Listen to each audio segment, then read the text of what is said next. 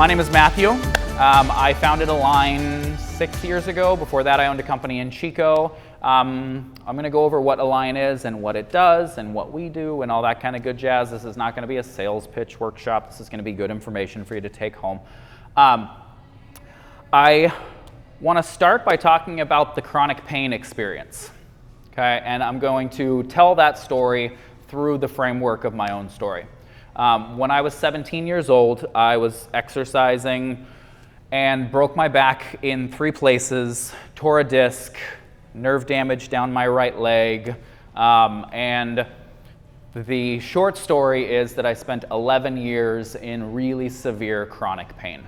I've had 2 discectomies, a 3-level spinal fusion, an IDET procedure, I think between 12 and 15 cortisone injections. Don't recommend, but you live and learn.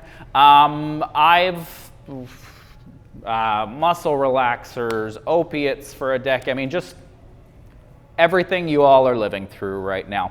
And so inherently, and what I've experienced when I walk with people through their chronic pain journey is that it is always characterized by fear, it is characterized by confusion, and it is characterized by frustration, because we aren't taught how to walk through chronic pain situations with wisdom.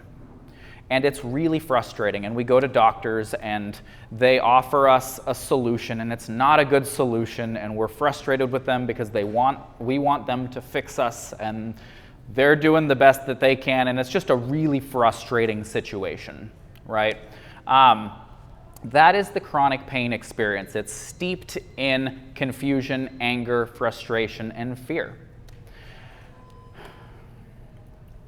What we do here at Align, so you are here at Align Pain Management, and basically what our core purpose is we are an education and coaching company that helps to equip people to be pain smart. Okay, and we're going to go through what that means. But basically, we walk with people through their pain journeys and equip them with the tools and the knowledge so that they can walk through that journey with wisdom. Specifically what we do. So we are a gym that focuses on helping people in pain. We help empower and equip people to get off of the injection and pill and surgery cycle that you get put on when you step into the medical world. Unfortunately, that's just the way it is. So we help to break people off of that, empower them, equip them with the tools so that they can be the stewards of their own body, fix their own problems, and really step into their role as the steward of their body. And that doesn't mean that you do everything on your own. It means you step into partnership and in trust with experts that you trust and you work with, and sometimes that's surgeons, sometimes that's pain management doctors, but it's done in wisdom, not independence. In dependence, not independence. What does it look like to be pain smart? It looks like empowerment. It looks like working through a process to identify your pain generator. And it looks like having hope because you know that you're working through a process, you're taking steps every day in order to get yourself out of that situation. And you know what's happening, and you can objectively look at your situation, not be smothered in the chronic pain experience. Does that make sense? Yes, we live it. So what does it mean to be pain smart? So your guys' handout is really crucial. I want you guys to take it home, and Karen, could you get Mark a handout? It's the 2 pages. I want him to have it. So what does it mean to be pain smart?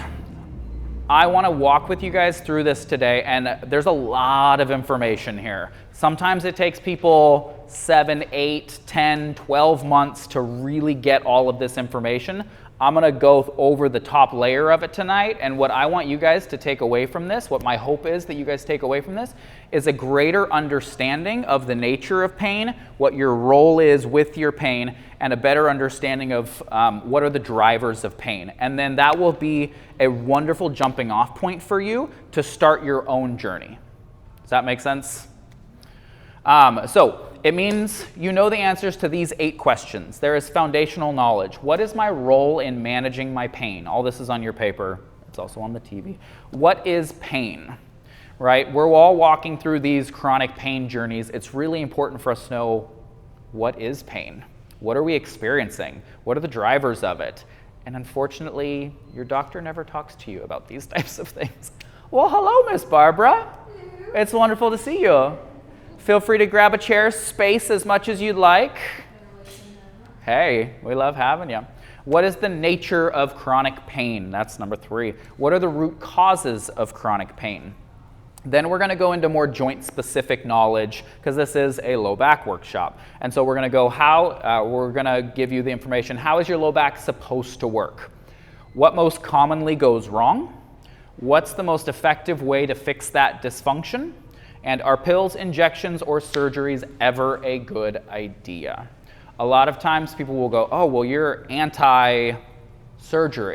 We aren't anti-surgery. We're anti-aimless and needless surgery, as should you be. And we're definitely not anti-surgery. I absolutely needed my 3-level spinal fusion. Had to have it, or else I wouldn't have gotten out of pain. But surgeries are not the answer, because it's always one piece to a bigger puzzle. Does that make sense? I had my fusion. I was still on a cane and on opiates for 2 years after my fusion. It definitely wasn't the fix, right? Okay, let's keep going. So we're in that foundation section, okay? I want to start with a quote from Stephen Covey. There are lighthouse principles. You don't break them, you only break yourself against them. So there are principles in this world that you cannot violate, and you can only break yourself upon them. And those are the things that I want to give you tonight, so that way you can take them, use them in your conversations with your doctors, use them in your own thought process. Does that make sense? What is my role in managing my pain? Take your rightful place in your story. So this is the principle that I want you guys to take away. I am the steward of my body, and fixing my pain is my responsibility. I will take an active role in learning how my body works and how to take care of it. I will partner with experts I trust in my pain journey. Okay? You will either be the hero or the victim of your story. It's your choice. I want to teach you how to be the hero. Okay? What so often happens is people that I love will go to their doctor and they will be so frustrated because they aren't fixing them, right? But what they aren't realizing, and what I walk with people through, is that when you go to a surgeon, you're going to a salesman of a service. Right? You are going to a hammer salesman who has nothing to sell you other than a hammer. And so he wants to help you. They all have good hearts. I'm not anti-doctor. We got tons of doctors and surgeons. They're all friends with me. But they have nothing to do for you other than sell you a hammer. And so if you don't want the hammer, or you don't need the hammer, they can't do anything for you. Does that make sense? And in their heart, they want to help you, and so they're like, I'll do it for you. It might not be the best thing for you, and it might help. And then you're like frustrated. You're like, what do you mean might? You're going to cut me open. But that's the best that they can do, right? And so I want to pull you back into your story, and I want to tell you that you are the steward of your body, and I want to show you that there are more places and more solutions and more to this story than you know, okay? What is pain? We all want to get out of it, but we haven't spent enough time looking at it, understanding it, in order to really be able to navigate it with wisdom. Okay? So I'd like to take a second and offer you an invitation to step out of your body a bit and look at your pain objectively and begin to study it and understand it. Become a student of pain. Okay? So pain is not injury. People think, there's something wrong with me, I'm in pain. There's something wrong with my body because I'm in pain. Pain is not injury. Pain is a signal. It is the signal from your nervous system that there is a threat to your body. Now, sometimes there is injury, right? If I slam my fingers in the door, I'm going to have pain and there's injury, right? But I want you to separate injury, degeneration, okay, MRI findings, from pain signals. Two vastly different things. Is everyone with me? Pain is a signal that there is a threat. Okay. Promise. It's going to make sense. Hang with me. So, to eliminate the pain signal, you have to eliminate your body's sense that there is a threat. Okay? So you have to get your body to understand it's okay. You're good. It's safe. Okay? Now, your pain signaling system, your nervous system, your brain, your spinal cord, your peripheral nervous system, it is adaptive. It is thinking. It is learning. And when you're in pain for a long time, it gets sensitive. Okay? So when you're 12 years old, you fall, your body goes, who cares? When you're 65 and you fall, your body goes, whoa, what the heck did you just do to me? Lockdown, pain signals all over the place, right? Your pain sensing systems are adaptive. They are learning and they are constantly changing, for better or worse, becoming more sensitive or less sensitive. Okay? And I can use more or less big words if you want. So if you want to write anything down, if you want the big word so that you can go and fact check me later, feel free to raise your hand because I will give it to you. You can write it down and go Google it. Okay? No C-ception. No C-ception systems are the body's pain sensing signals. I know Karen wants them all. What is the nature of chronic pain? It is an illusion. Okay, let me tell you what the illusion is before you go, this guy is crazy, why am I here? Okay, a person's experience of chronic pain is an illusion. It looks like it's one thing. It looks like it's neck pain, right? It looks like I have a problem. Here are the words that I'm using. I have neck pain. I have a back problem. One thing. You don't. There's always at least 3 variables going into each pain problem. At least, usually up to 5. Okay? We're going to go through what those are. What are the causes of chronic pain? The problem of pain, your problem of pain, has 5 core problems. Okay? 1, mindset and central nervous system problems. I'm going to read them all and I'm going to go back and do a recap of them. 2, peripheral nervous system problems. 3, inflammation problems. 4, joint degeneration problems. 5, muscle and joint dysfunction problems. Okay? I'm going to give a really brief recap of all of these. Okay? Mindset and central nervous system problems. Okay? Central nervous system. Brain, yes? Think serotonin, think dopamine. If you are on opiates, you have created a dopamine dependence on your brain, in your brain. When your dopamine levels drop, your pain sensing systems freak out. And so your opiates will long term increase the sensitivity of your pain sensing systems. And so they will make your body more sensitive to stimulus, more sensitive to threat, and therefore your pain threshold will go down. So you'll spend more time in pain. Has anyone walked through the grocery store, through the freezer aisle, and you're like, ow, ow, this hurts. It's just cold. What is the problem? Anyone? Yeah, yes. It's a big thing with fibromyalgia, because that's really what's going on with fibro is pain thresholds are adapting. In that situation, your body is actually lowered its threshold for what is considered pain, and what triggers your nociception or your pain threshold systems, and it'll send a pain signal even though you're just walking through the freezer aisle of the grocery store. Pain is a signal of a perceived threat, not injury. I'm going back to it. I'm going to say it a few times. 2, mindset, right? If you have major trauma in your life that is unresolved, if you are really stuck in fear, if there's been sexual abuse, if there's, take your pick, all the things, right? Even just depression, right? Depression, hi Malia. Depression and pain are the same thing. They are the same pathways in your body. If you are in pain, you are depressed. If you are depressed, you are in pain. When you are in physical pain, the same area of your brain is triggered as when you are having a negative emotion. Negative emotions create pain.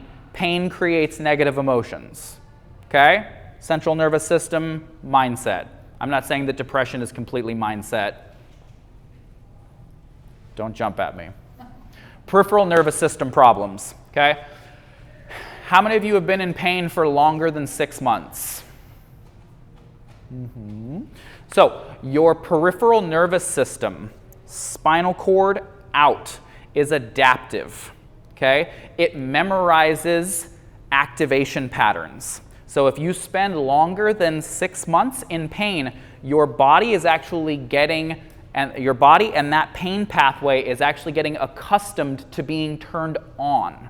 So even when the injury is gone, even when the inflammation is gone, even if you have a wonderfully selected surgery, wonderfully executed surgery is gone, you can still be in pain just because that pain pathway is registered as on because it memorized it. Memorized pain pathways. Google. Inflammation problems. How many people have had their pain go up significantly overnight and you're like, what the heck happened? I didn't do anything, right? And your doctor says, oh, well, it's probably just inflamed. They're right, okay? And so inflammation is going to trigger pain signals, okay? Now, I'm going to pause and I'm going to do a short recap. So far, your experience of pain is mindset and central nervous system plus peripheral nervous system plus inflammation. So what looks like one problem, we have 3 things stacked on top of our head and it's getting heavy. We haven't even got to how your body's working yet. Is that making sense? Okay. So I'm still going to pause for a second. So we go to our doctors, we go to our surgeon, right? And we go, I'm in pain, help me, right? And they go, okay, well, I can fix the joint issue, right? And you're like, well, is that going to fix it? And they're like, there's a good chance it'll fix it. Because what they're looking at is 1/5 of the pie, right? And they know it. They're not idiots. They're all brilliant guys. I'm not sitting here telling you that they're idiots. They know, right? And they'll tell you, this isn't going to be the be-all, end-all. You got to go and eat well. You got to exercise, and you got to take care of yourself. They're not communicating it the way that I'm communicating it, but they will tell you, right? And so they're looking at 1/5 of this pie, okay? So let's keep cruising.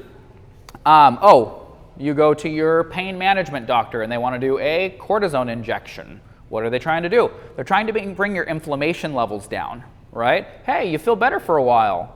Great. What about the rest of the other 4 variables that's been left unaddressed? What are the other root causes that are driving that inflammation? Yes?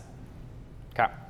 Joint degeneration problems. Okay, now we're talking osteoarthritis, degenerative disc disease, bulging discs, stenosis, spondylolisthesis, plantar fasciitis, all the things, right?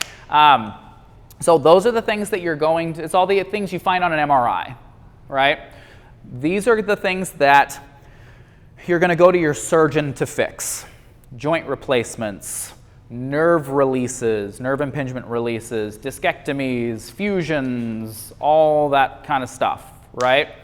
These are the things that generally people want to avoid, and then they get to a point where they're like, I can't take this anymore, and they go for the surgery because they don't know that they have another option, right? Remember what I said in the beginning, where we walk through these chronic pain journeys and we are steeped in confusion and we are steeped in frustration, and really, it's not the nicest of words, but it's ignorance, right? We're walking through, nobody's educating us on this stuff, right?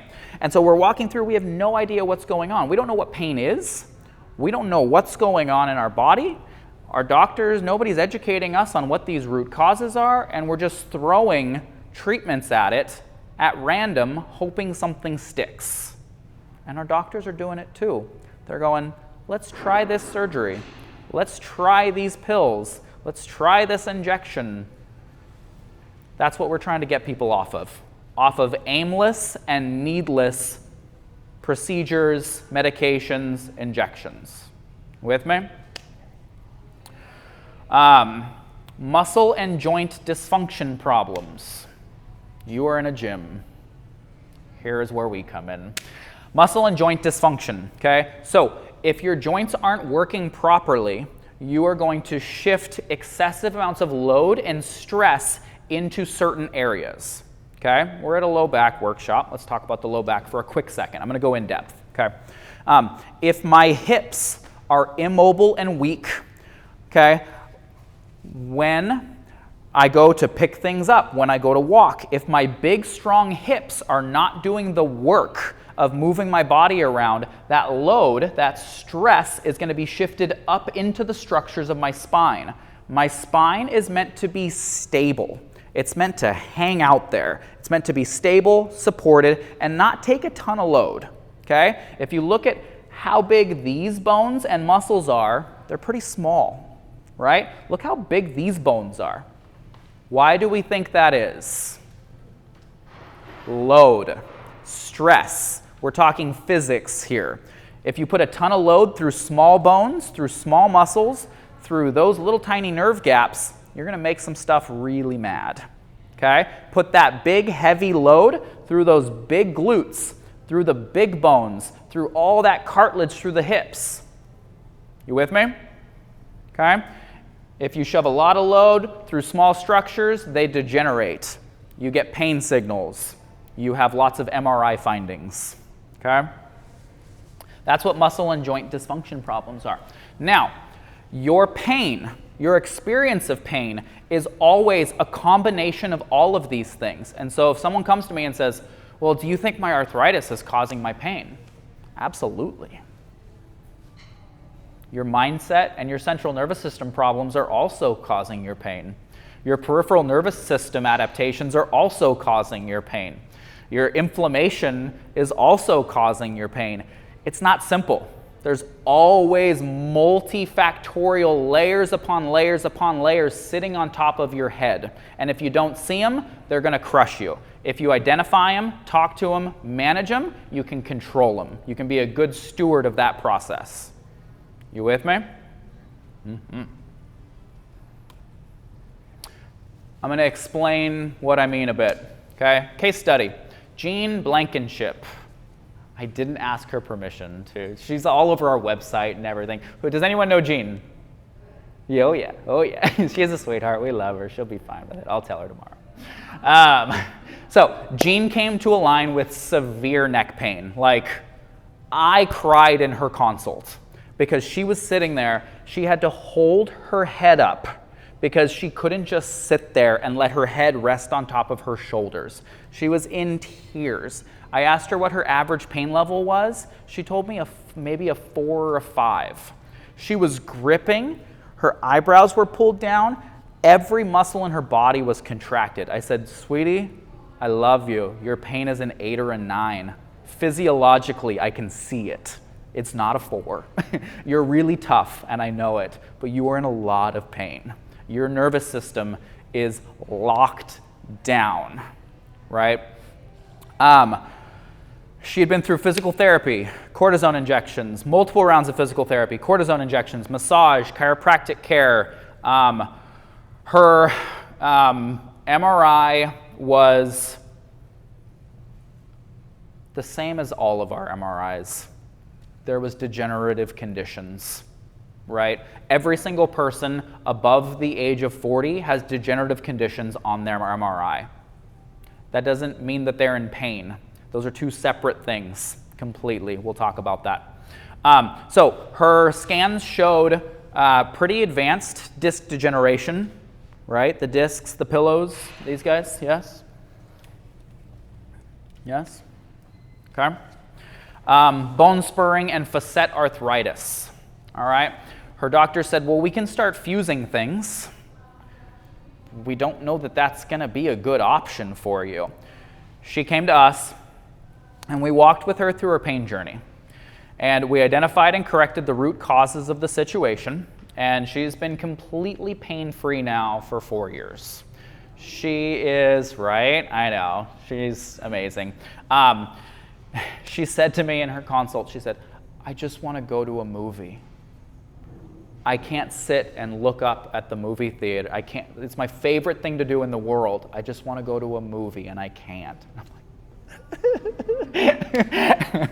She's going to, the first time she went to a movie, she came in and just like, and tackled me to the ground, and it was just amazing. We loved it. Okay, but she's working in the garden. She's going to the movies. She's picking up her grandkid. I mean, just all of it. She's completely pain-free. Every once in a while, she'll come in and be like, I got to like a 2, but I laid down, I did my snow angels, and I got my Myo ball, and I did that, and I felt totally better. And I'm like, she stepped into being a steward of her body, and she knows how it works, what she needs to do to manage her pain. I love it. Okay, Lori is in the audience. I asked Jay, I'm like, whose story should I use? She's like, use Lori's. And I'm like, she's going to be there. I don't want to do that to her. Lori has just as good of a story, but we're going to leave it. Okay, so case study of Miss Jean. Okay, so the 5 problems: mindset, central nervous system problems, peripheral nervous system, inflammation problems, joint degeneration, joint dysfunction. Okay, this was her problem of pain. Okay, we got to train. That's all right. It can go in the video. We don't care. Well, it doesn't got to be perfect. We just want to help people. So, before any of you go, how do you get these numbers? I made them up. They are illustrated. They are for illustrative purposes. Okay. Now, why would I say that her joint dysfunction problems were 50% of the puzzle for her? Okay. When she came in, her head was 4 inches forward. Her scapula was tilted at 40 degrees, put a ton of load up into her cervical spine. Her levator scapula muscle was in a complete knot. It was causing instability of her cervical vertebrae. She was getting pinched nerves. It was biomechanically a mess, right? Now, so it's creating more load in her neck, right? So you got more load. Now you have arthritis that you are loading and grinding. Right? So yes, your arthritis is part of your pain problem, but if you take the load off and stop grinding on it, it might not hurt so much, right? Pretty intuitive. If you have a cut on your hand, if you're rubbing sandpaper on it, it's going to make it worse. Take the sandpaper off, people. Okay? So, inflammation problems. We had her start drinking 60 to 90 ounces of water, cut coffee intake, cut refined sugars, more veggies, more fruit, more lean meats, lots of good fats. Not groundbreaking new information here, right? But those things are drivers of inflammation. Every time you have ice cream, you're driving up your inflammatory levels. Okay? You're making your pain problem worse. Okay? Has everyone got this? We're good? Next. Case study number 2. Mr. Ray Frisbee. Anyone? Ray? I know a couple of them, yeah. So Ray came to Align as a last-ditch effort to escape an exploratory hip surgery. He was going in for a surgery. They weren't even trying to accomplish anything. By definition, it was aimless. They had no idea what was going on. He got out of his truck, took 10 steps, and had to pause, bent over. I brought him a chair. We took another 10 steps, put the chair down. He sat to get to our seating area, which was over here. He could take 10 steps at a time. He was in so much pain. MRIs, physical therapy, cortisone injections, massage, chiropractic, acupuncture. Anything else anyone want to throw in there? Nothing worked, right? So, MRIs and x-rays were inconclusive. There was some osteoarthritis. His doctors were going, we're not replacing that hip. It's just, we're not doing it. It's not that bad. So he's completely at a loss for what to do. We walked with him through his pain journey, and he has now been completely and utterly pain-free for 5 years. Went out and hiked Castle Crags. Like, I don't know how many of you have done Castle Crags, but it is a heck of a hike. It kicked my butt. I was limping at the end of it. He's doing amazing. He's chopping wood and raking leaves completely pain-free. Okay. So Ray's situation, the joint degeneration was minimal. His x-rays and MRIs were clean for all intensive purposes. There was some inflammatory drivers of the situation. Nutritionally, we did very much the same thing. He was having way too much coffee, so we pulled that down.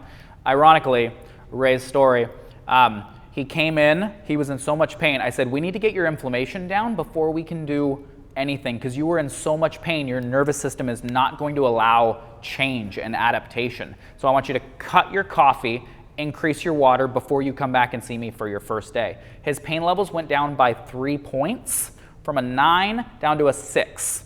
I don't know how many of you have been in a pain level of a 9, but to go from a 9 to a 6, that's a big deal. You can breathe, you can operate, you can live. Only change, water, caffeine. That's it, okay?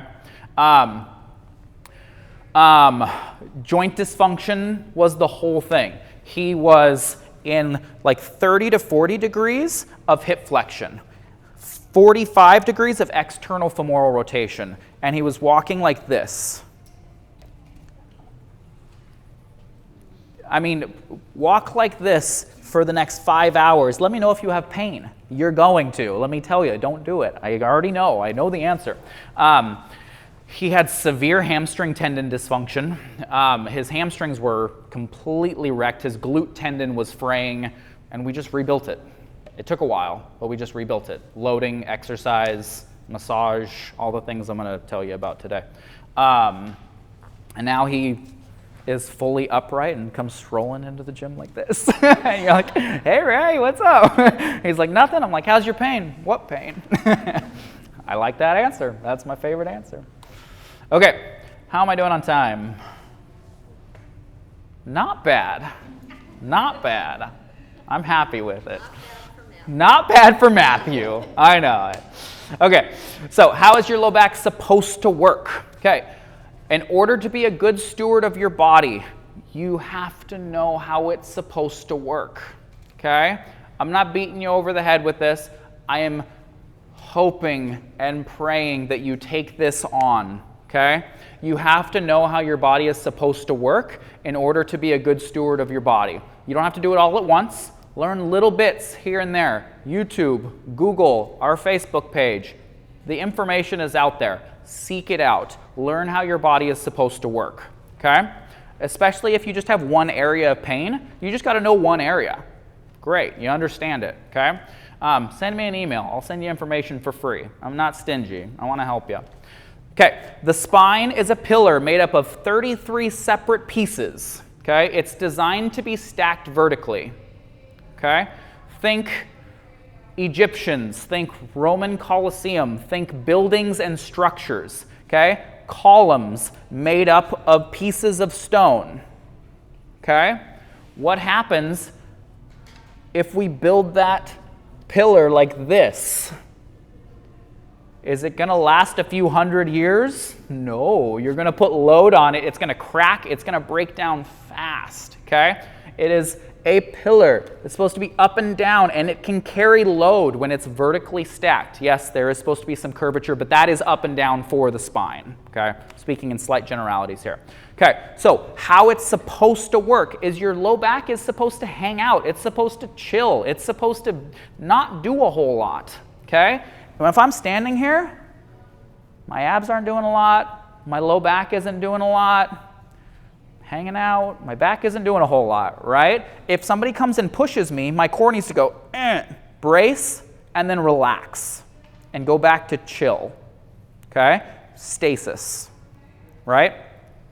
What isn't hanging out and relaxing and chilling?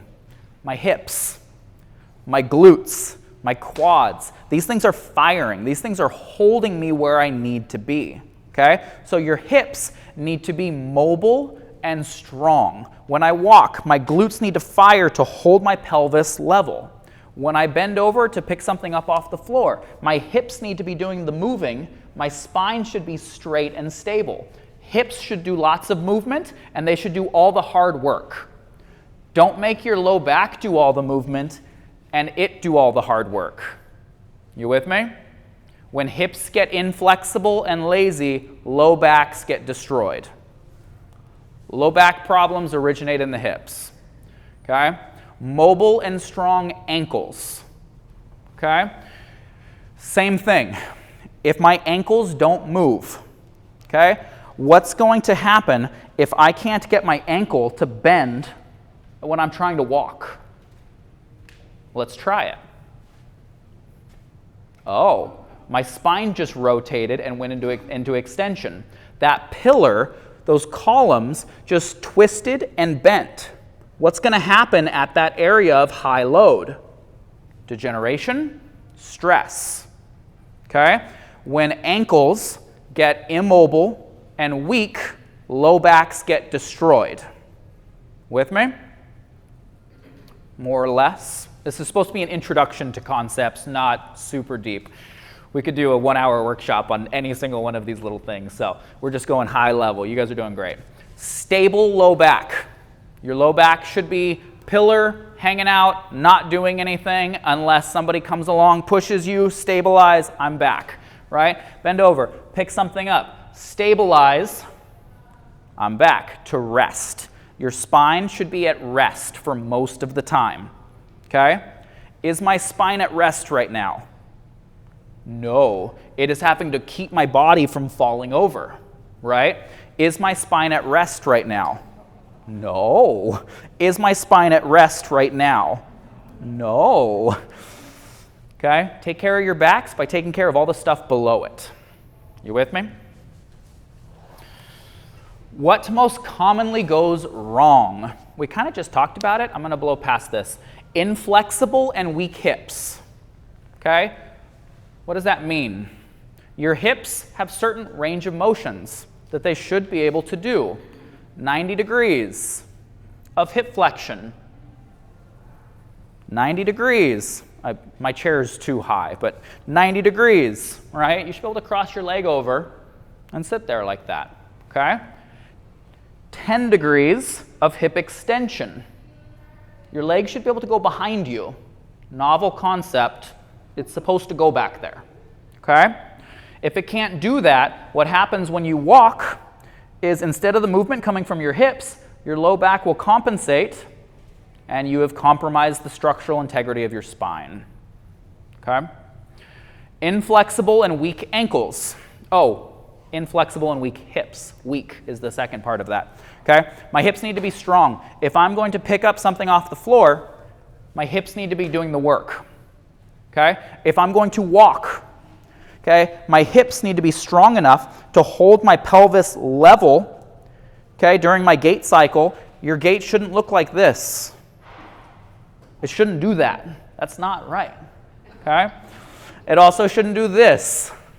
Those are weakness patterns in the pelvis. And what does it do? It shoves that work and that load up into the spine. Load the spine, destroy the spine, MRI findings. Yes, you with me? So what goes wrong? Inflexible and weak hips. 1. 2. Inflexible and weak ankles. If my hips or if my ankles don't move, more stress gets put up through the low back. Yes? What happens if my ankles are weak? Bye. Thank you. What happens if my ankles are weak? Right? Has anyone seen anybody's ankles that when they walk, they just collapse in? If you haven't, record yourself walking and let me know. It's a very common occurrence. I will say that. Okay? What happens when your ankle collapses in? Okay? What happened to my knee? My knee follows. Okay? What happens to my back is my glute gets shut down and my back arches because it's not stable. See what happens? That is a one connected chain. If my ankle collapses, my knee follows, my glute shuts down, my hips become weak, my low back gets compromised. Spine gets compromised, it gets destroyed, you have MRI findings. You with me? What's the most effective way to fix the dysfunction? I've been giving you all this doom and gloom. Now we get to talk about how to fix this stuff. So, in order to be a good steward of your body, you must know how to do the maintenance. This is not a sales pitch for us. It's not why we're here, okay? I want to show you and give you the information and give you a push so that way you can go to YouTube and you can go and find the information that you need, okay? So, hip and ankle mobility work, okay? So, what does mobility work mean? Is that too small? Can you see the mobility work? Yes? It's also on your piece of paper, so you get to take it home. Deactivations, okay? That might mean nothing to you. Our YouTube channel has a whole list of deactivations on it. It's free. There you go. Take it.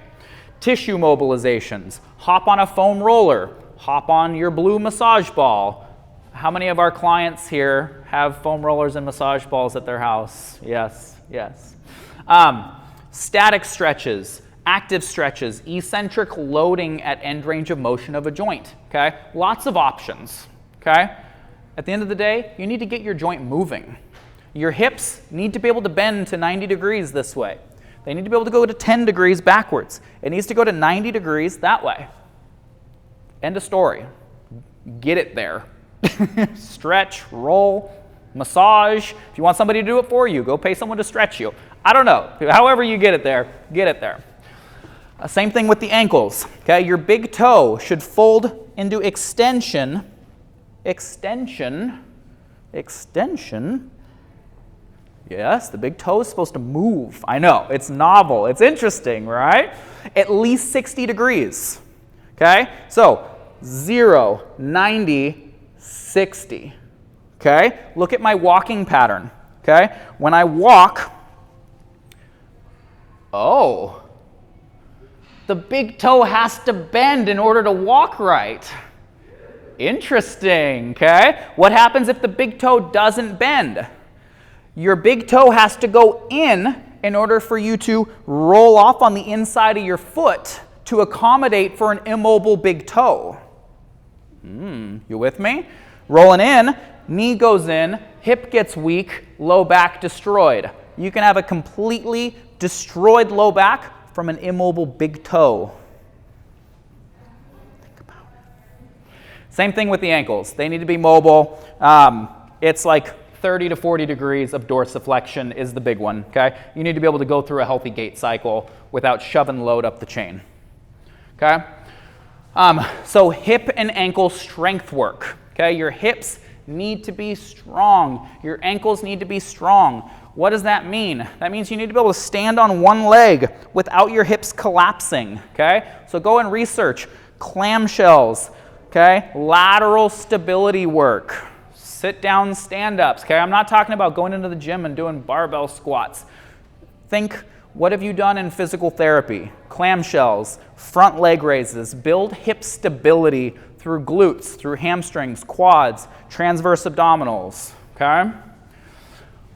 Full body, calf raises. Please, everybody do more calf raises, okay? Up and down, yes. Here's the bar, single leg, 30 reps. That's where your ankles should be. Less than 5% of the population is there. We all have hip, knee, low back issues. Okay? Full body strength work with a stable spine. Okay? So when I do a seated row, okay, I want you to watch my spine during all these movements. A seated row, a deadlift, a lunge, a step up. Kind of looks like a lunge without a step. A squat, a lateral band walk. Pretend there's a band here. Step, step. What are all the characteristics of those things with my spine? What is my spine doing during all of those? Stable. It's not moving, right? So go and do full body strength work with a stable spine. That is going to strengthen the trunk, the core muscles. Not a big fan of the word, but it's buzzy. Go ahead. Okay, get strong. You with me? Are pills, injections, or surgeries ever a good idea? So, Align is not against pills. It's not against injections. It's not against surgeries. Okay, Align is against needless, aimless, and reckless pill prescriptions, injections, and surgeries.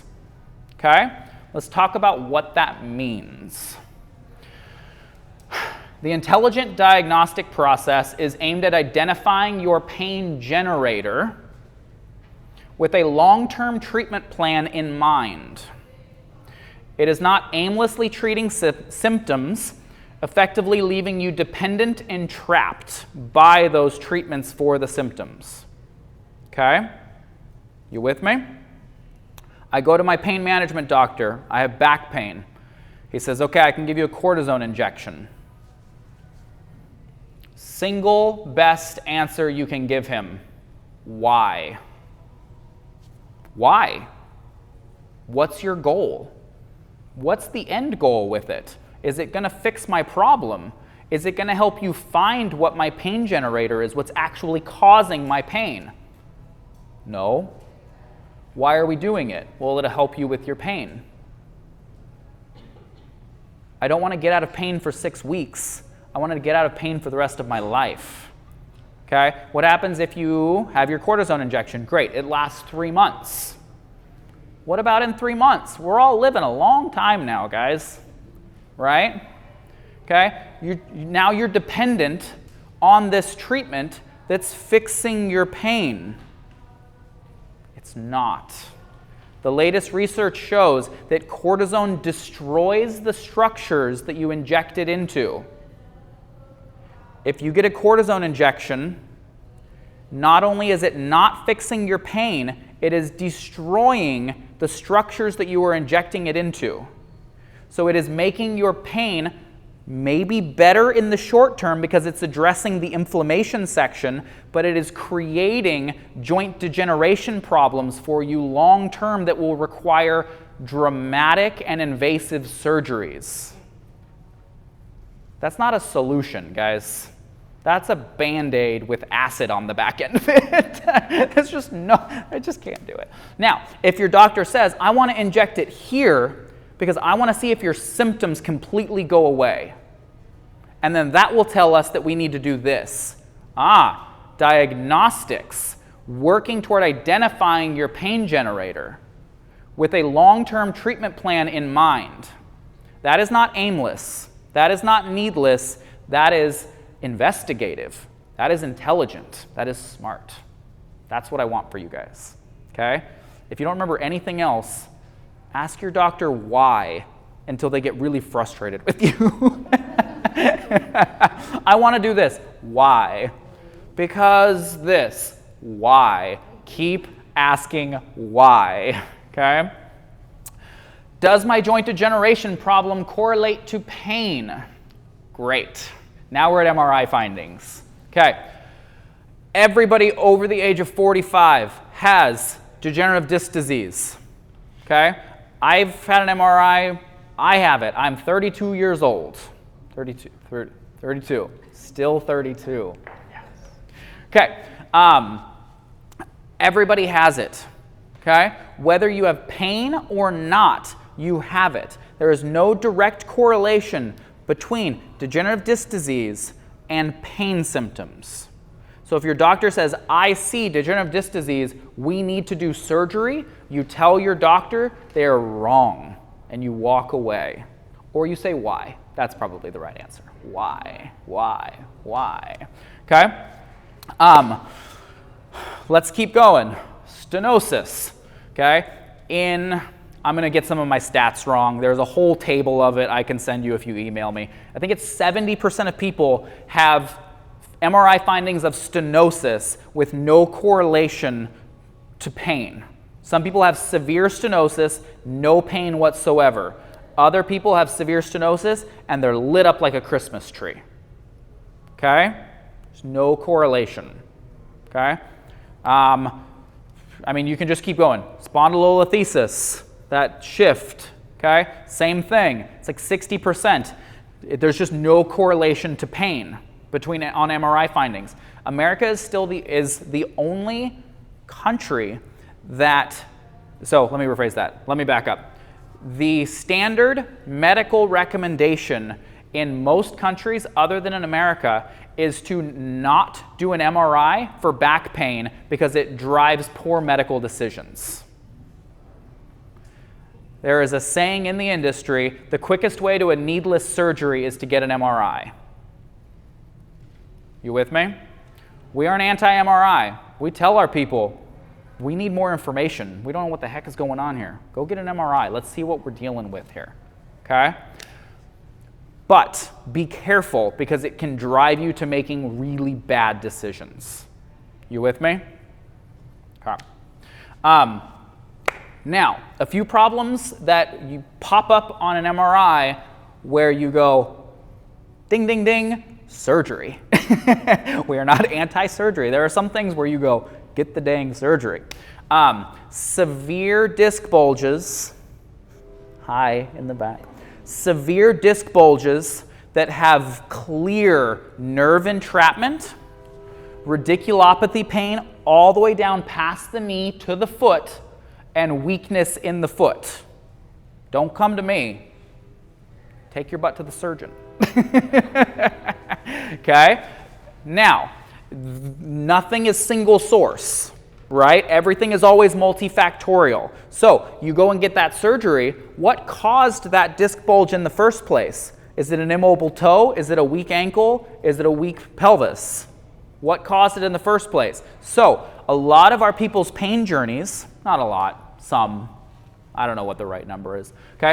It goes cleaning up a whole bunch of inflammation. It means going to a counselor, clearing out some of that stuff. It means getting their joint dysfunction under control. Now, you still have 30% of your pain left? Okay, let's clean up some of that stuff that we're finding on the MRI. Let's stabilize those structures, clean that up, then come back around after the surgery and fix the rest of the joint dysfunction and get you really, really, really strong and capable of living your lifestyle.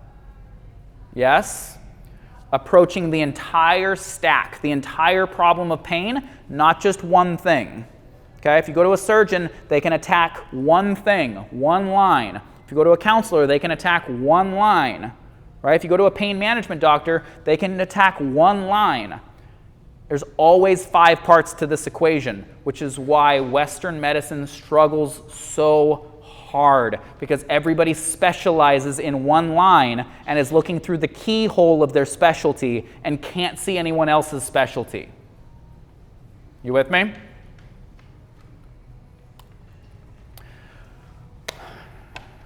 I thought this might be our stopping point. Okay, 627, the PainSmart Snowball. Okay, this is the first time I've ever talked about this. Karen's like, what the heck is this? What are we doing here? The PainSmart Snowball. These are baby steps for you to follow to walk yourself out of your problem of pain. Okay, I wanted to give you baby steps to work. Okay, each of these things builds upon the previous step. Don't jump straight to getting strong. Okay. Drive down inflammation first. okay? Every time you have a Reese's peanut butter cup, you're driving your inflammation levels up. Every time you have a carrot, you're driving your inflammation levels down. That's highly simplistic. You get the idea. It's a teeter-totter. Play the game. More water, less caffeine, okay? More fruits, veggies, lean meats, fats, drive inflammation down. The more refined sugar you eat, you're driving your pain levels up, okay? Know your joints and make them mobile. Find out how your joint is supposed to move and operate, okay? And then make it mobile. Deactivations, static stretches, I wrote them all down for you. Go to our YouTube channel. There's 1,000 videos on there of all these things, okay? Get your joints moving the way that they're supposed to. That's the step before strength, okay? Because if you try to get strong with an immobile joint, it's not gonna work. You're gonna end up hurting yourself through that process, okay? Next, get strong and light, right? So, you have to be strong enough to live the lifestyle that you want to live. If I want to climb mountains, I have to have a certain level of strength, right? That makes sense. If I want to get in and out of my car, I have to have a certain level of strength. If I want to get in and out of my chair, I have to have a certain level of strength. What lifestyle do you want to live? Get your strength level up to that, okay? Now, the heavier you are, the stronger you have to be to move your body. Okay? It's physics. Okay? Work is distance times load. If I'm 40 pounds heavier, it is harder to maintain pelvic stability, requiring more glute strength to prevent that weakness pattern from creeping in. Okay? I don't care what you want your weight to be. Match it with your strength levels. You with me? Focus on your heart. It's number 4. No amount of strength training, no amount of massage, no amount of stretching will work if you are holding trauma, if you are stuck in fear, if there is stuff that is undealt with in your heart.